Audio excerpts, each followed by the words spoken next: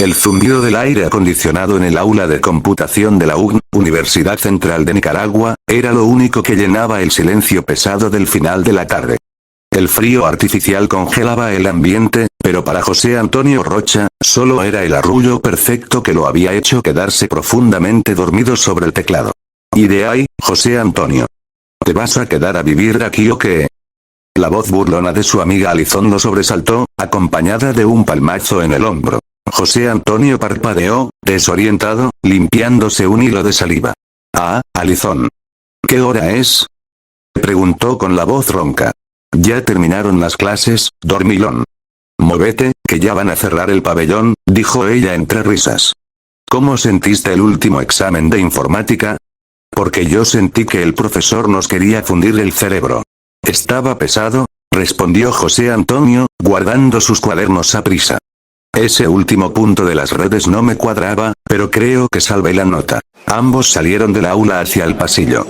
Alizón avanzó unos pasos adelante para unirse a un grupo de amigas que la esperaban más allá, comenzando a parlotear ruidosamente sobre los promedios del semestre. José Antonio caminaba un poco más atrás, distraído. De manera casi inconsciente, estiró la mano derecha y rozó la pared de la universidad. El mundo pareció perder solidez. Su mano no chocó contra el concreto. Lo atravesó. José Antonio contuvo el aliento y retiró el brazo de golpe, asustado. El corazón le dio un vuelco. Se quedó estático, mirando la pared grisácea de la UNC. Estoy alucinando por el desvelo, pensó. Miró a su alrededor. Alizón seguía de espaldas, riendo con sus amigas. Con el pulso acelerado, volvió a estirar la mano y presionó la pared. Su brazo entero se hundió en la estructura. Al meter la cabeza por una fracción de segundo, el olor a alfombra húmeda y vieja lo golpeó, y sus ojos registraron un pasillo interminable de paredes tapizadas con un papel tapiz amarillo chillón y enfermizo, iluminado por luces fluorescentes que zumbaban con furia. Aterrorizado, sacó el cuerpo y retrocedió un paso, respirando agitadamente. Oye, José. ¿Te venís o te quedás? Le gritó Alizón desde el final del corredor. José Antonio tragó saliva, forzó una sonrisa y corrió hacia ellas. Ya voy. Es que se me había zafado el cordón del zapato, mintió, disimulando el temblor de sus manos. Ya en su casa, sentado en el sillón de la sala, José Antonio no podía concentrarse. El tic-tac del reloj de pared parecía sincronizarse con el zumbido de aquel pasillo amarillo. La curiosidad, mezclada con una obsesión malsana de terror psicológico, empezó a carcomerlo. ¿Qué era ese lugar? ¿Un error en la realidad? Tomó una decisión. En su mochila metió algunas cosas básicas y su cámara digital para registrar lo que fuera que hubiese ahí dentro. El sábado por la mañana, la UNC estaba prácticamente desierta. José Antonio se filtró a escondidas, esquivando la mirada del guarda de seguridad, y subió directo al aula de computación. El pasillo estaba completamente solo. Caminó hacia el punto exacto, extendió la mano hacia la pared y, sin pensarlo dos veces, empujó con todo su cuerpo.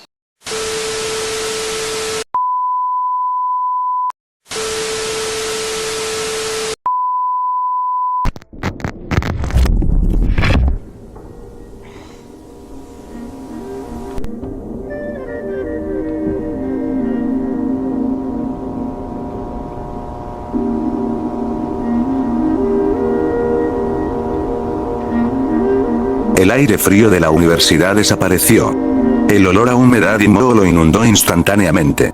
José Antonio Rocha acababa de entrar a los backrooms. El suelo estaba cubierto por una alfombra húmeda que crujía bajo sus zapatos.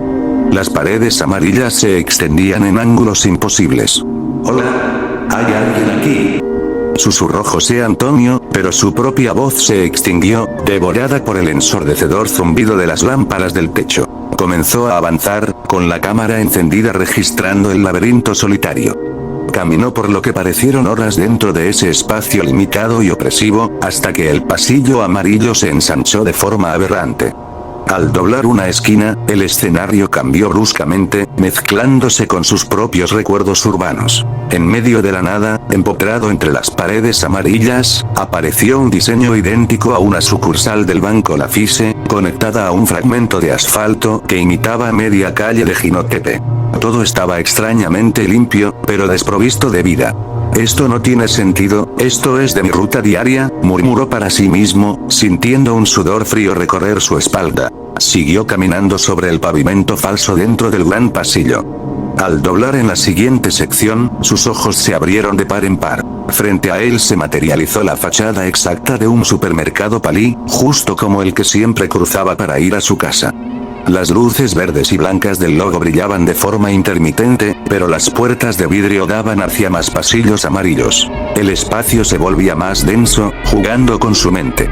Continuó avanzando en el laberinto, sintiendo que los kilómetros se distorsionaban. De pronto, el techo se elevó decenas de metros y apareció una réplica exacta del icónico reloj de Duriamba, rodeado por la estructura de la Gran Manzana. Los detalles eran perfectos, pero el reloj no avanzaba. Sus manecillas estaban congeladas. La atmósfera destilaba una nostalgia podrida, una arquitectura hecha de recuerdos fragmentados y distorsionados de diferentes barrios de Nicaragua. Fue entonces cuando lo vio. Al final de un pasillo oscuro, una figura le daba la espalda. José Antonio se detuvo en seco, el corazón golpeándole las costillas. La figura comenzó a voltearse lentamente. Era una copia exacta de él mismo, pero aberrante. Tenía el pelo extremadamente largo y descuidado, su cabeza estaba estirada hacia arriba de forma inhumana, y en su rostro no había simetría, tenía un ojo enorme en la frente y otro justo debajo de este. Vestía su mismo suéter y su misma mochila. En su mano derecha sostenía una vieja batuta de desfile, un bastón coreográfico de color café, desgastado por los años. José Antonio se quedó paralizado, incapaz de respirar. La entidad lo miró fijamente con sus ojos verticales, pero no se movió. No le hizo nada.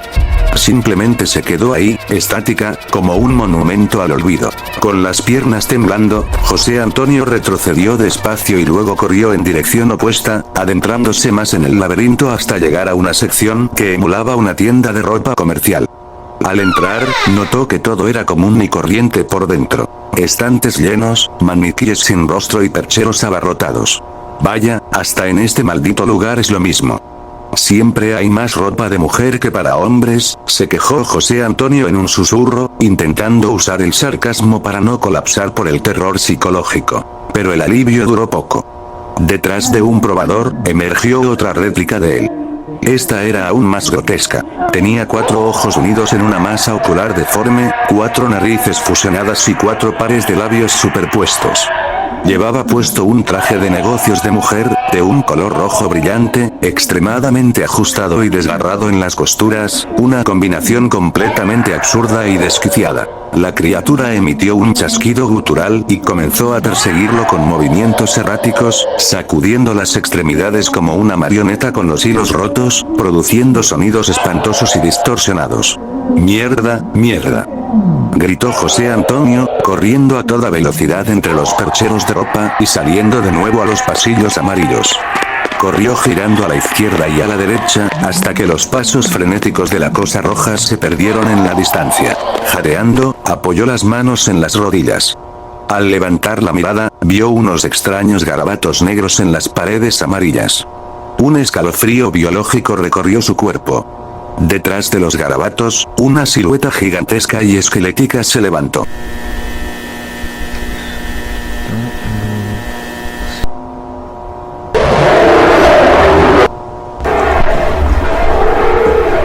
Era la bacteria. Un ser puramente físico y mecánico, una masa humanoide hecha de filamentos negros y delgados similares a cables o raíces muertas, con extremidades larguísimas y desproporcionadas. No tenía rostro. Su postura era encorvada y distorsionada. Al escuchar la respiración de José, la criatura se activó con hostilidad pura. Actuando como una cazadora ciega de oído ultrasensible, emitió una distorsión de audio ensordecedora, un rugido mecánico mezclado con chasquidos metálicos desgarradores, y se lanzó al ataque de forma frenética y ruidosa. José Antonio Rocha corrió como nunca antes en su vida. Los pasillos se volvieron un borrón amarillo. Sentía los cables negros de la criatura rozar el aire detrás de él. En un acto de desesperación, se deslizó por el suelo, atravesando un umbral que lo llevó a un gigantesco complejo industrial. Era la compañía textil de Hilda Nanik. Entró a toda prisa y la bacteria pareció perder su rastro debido al cambio de acústica del lugar. José caminó ocultándose entre filas interminables de estaciones con máquinas de coser completamente vacías. El eco de sus pasos era lo único que resonaba. A unos metros, sentado en una de las sillas de costura, vio a alguien familiar. «¿Papá?», susurró José Antonio con una mezcla de esperanza y espanto. El hombre se giró. Era una copia de su padre, pero su rostro estaba desfigurado. Tenía 3 ojos cada lado de la cara y 3 narices unidas en la misma posición central. La entidad no hizo ningún movimiento hostil. Simplemente lo ignoró, manteniendo la mirada perdida en la máquina de coser vacía. José Antonio sintió un vacío en el estómago al comprender el terror psicológico de ese entorno. Nada de lo que amaba era real ahí dentro. Avanzó en medio del eco absoluto de la fábrica abandonada hasta llegar a una gran puerta de hierro. Al empujarla, entró en una extraña sección subterránea, repleta de plantas de tratamiento y tuberías industriales que goteaban un líquido espeso. Este lugar, es como si todo lo que conozco de mi vida hubiera llegado aquí para morir y deformarse. Pero todo esto solo parece ser una imitación mal hecha de estos lugares, pensó en voz alta, horrorizado por la escala de los pasillos que llegaba. Cruzó la zona de tuberías y entró a una rara habitación de paredes blancas, donde el suelo estaba inundado con agua sucia que le llegaba a los tobillos.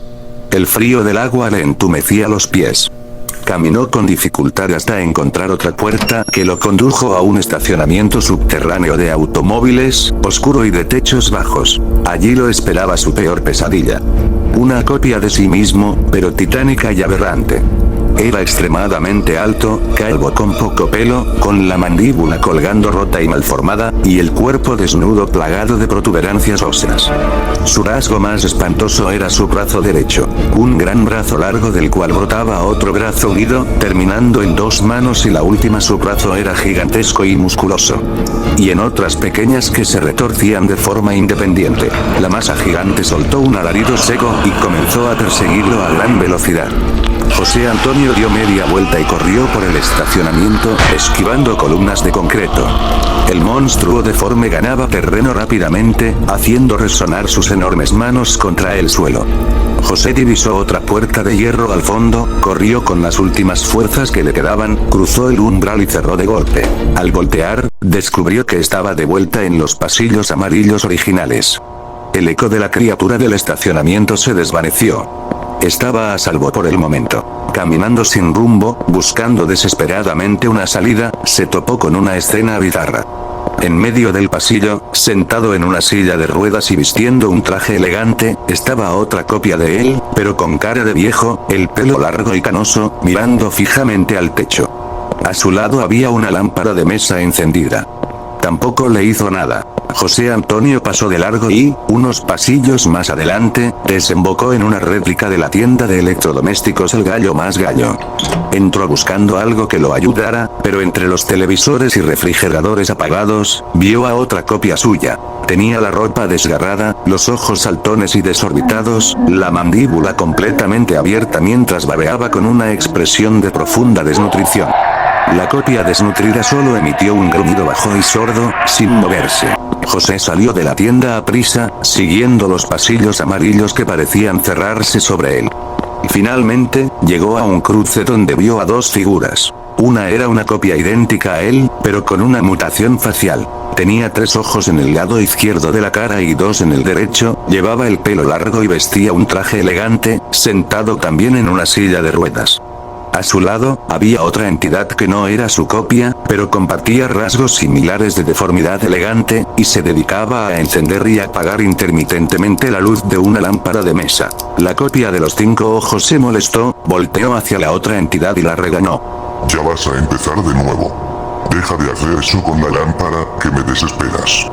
La otra criatura obedeció y dejó la luz encendida. José Antonio se acercó lentamente, asombrado de escuchar un diálogo coherente en ese purgatorio.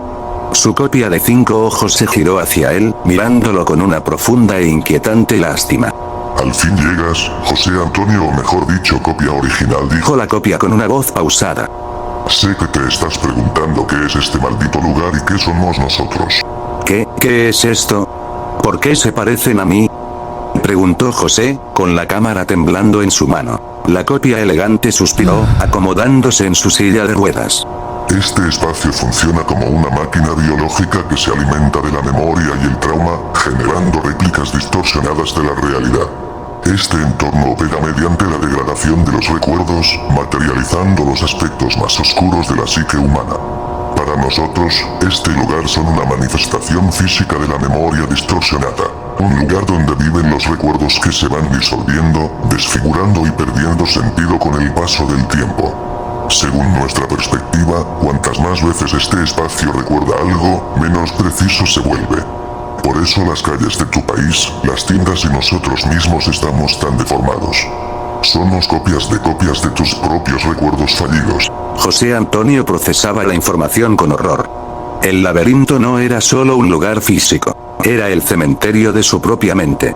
Justo en el momento en que la copia terminó su explicación, un sonido de madera chocando contra el suelo rompió el silencio desde el pasillo contiguo.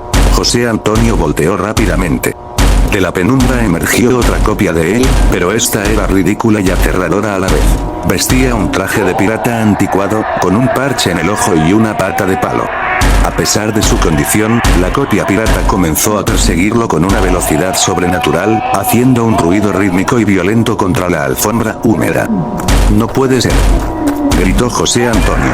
Presionando el botón de pánico de su instinto de supervivencia, corrió desbocado por el pasillo amarillo. La copia pirata ganaba terreno. José Antonio, viendo que el pasillo terminaba en un callejón sin salida, no se detuvo. Corrió con los ojos cerrados directamente hacia la pared del fondo, esperando que el milagro de la física se repitiera. Chocó con fuerza contra la superficie. Un destello de luz y el impacto lo hicieron caer de espaldas. El olor a moho desapareció. El zumbido ensordecedor cesó. José Antonio abrió los ojos. Estaba tirado en el suelo de granito del pasillo de la UGN. El sol de la tarde del sábado entraba por los ventanales. El peso de la realidad lo golpeó de golpe. ¿Y usted qué hace aquí? Una voz fuerte y autoritaria lo sobresaltó. Era el policía de seguridad de la universidad, que lo miraba con el ceño fruncido, sosteniendo su macana. Está prohibido que los estudiantes vengan los sábados por la tarde si no tienen clases programadas o autorización. Me hace el favor de retirarse ya de las instalaciones. José Antonio, aún mareado y con el corazón latiéndole en la garganta, se levantó rápidamente del suelo, limpiándose los pantalones. Sí, oficial. Ya me iba. Disculpe, me perdí buscando una oficina, respondió con la voz temblorosa. Acomodó la mochila en su espalda, se aseguró de tener su cámara bien sujeta en la mano, y comenzó a caminar rápidamente hacia la salida de la universidad. Mientras cruzaba los portones de la UGN hacia la calle Real, José Antonio Rocha sabía que, aunque había logrado escapar, una parte de sus recuerdos ya pertenecía para siempre a la deformidad de los pasillos amarillos.